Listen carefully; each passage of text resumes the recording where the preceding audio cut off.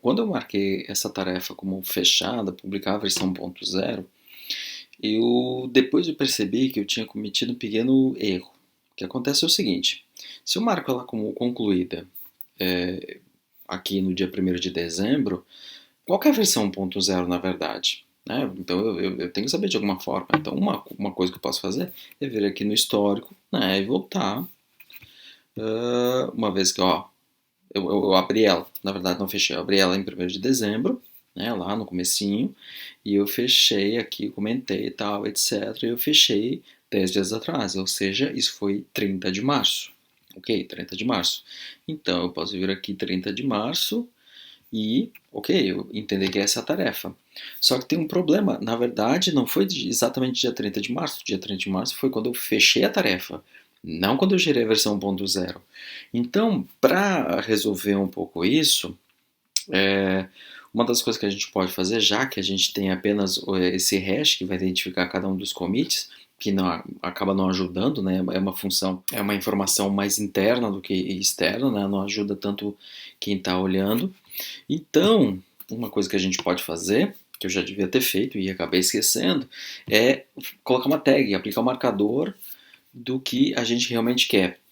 E no caso, depois que eu estava dando uma olhada, tem um commit que começa lá com F02, etc, etc, que é a minha versão, que eu fui olhando cada um dos commits e foi um ponto onde eu parei, que eu tinha um código, onde já era multiplayer, já estava rodando a parte, já tinha aquela prévia do PWA, já consegui instalar como aplicativo e já tinha mexido um pouco ali na parte estética, né? Colocar o fundo condizente com a borda, etc. E essa versão, aí sim eu tinha ela. Ou seja, eu posso marcar ela como a minha versão 1.0. É quando ela está funcionando para desktop, etc. Que é exatamente o que eu quero aqui, ó, publicar a versão 1.0. Ok? Então eu vou criar uma nova versão, eu vou na verdade marcar uma tag.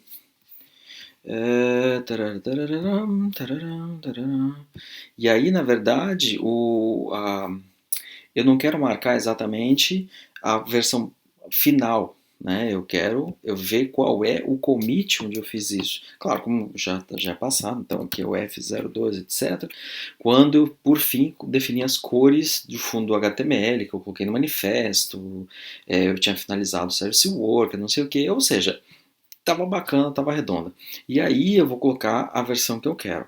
Nesse caso, eu vou colocar uma versão com 3 dígitos, e aqui eu quero seguir mais ou menos o que o versionamento semântico 2.0.0 está indicando, claro, vou deixar aqui na descrição, mas quem quiser já está visível a URL. Por que eu estou marcando com 1.0, que é a versão 1, que é a primeira versão de produção, está estável, já está publicada, já está na URL, etc. Não tem mais nenhuma modificação, não tem mais nenhum patch de correção. E aí sim eu tenho, de fato, ali tudo bonitinho. Então é versão em produção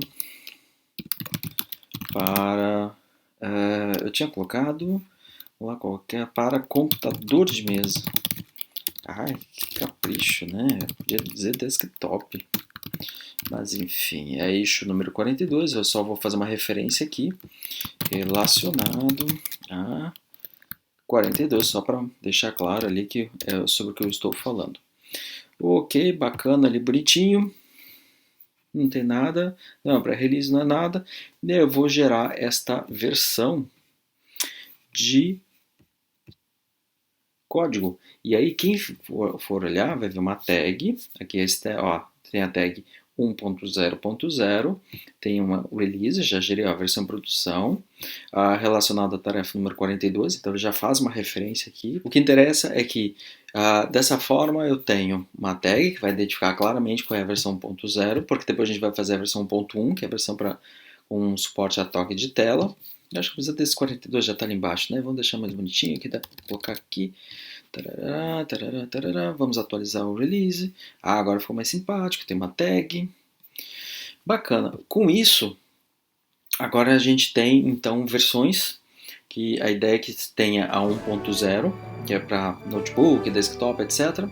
A versão 1.1, que é para suportar para dispositivos móveis, e a versão 1.2, que vai entrar na história, que é a versão do TIP, que vai entrar ali no final, que vai ter suporte a áudio. Lembrando que a gente já estava conversando ali no Discord, em TIP vai ser possível fazer duas avaliações, duas formas de avaliação final. Uma é implementar o WebRTC, o áudio sobre o WebRTC no seu próprio jogo, no jogo das suas equipes, ou fazer aquela prova relatório, preencher, que é basicamente rodar um desses jogos, pode ser o meu, por exemplo, rodar um desses jogos e coletar os dados para mostrar que entendeu lá aquelas fases da disciplina de TI, beleza? Então aí a gente fecha as três e acabou, fechou, é isso.